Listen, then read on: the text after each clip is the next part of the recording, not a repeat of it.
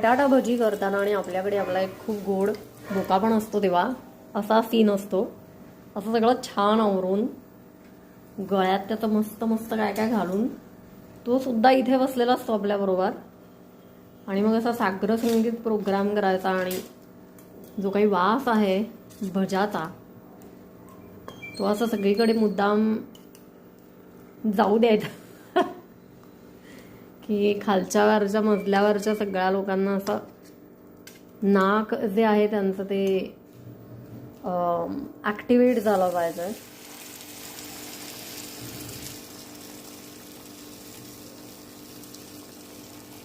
आणि भजी ती भजी. आणि जेव्हा सुंदर पावसाळी वातावरण असतं आल्हाददायक वगैरे बिंदास त्यावेळेला भजी तर हवीच बाबा.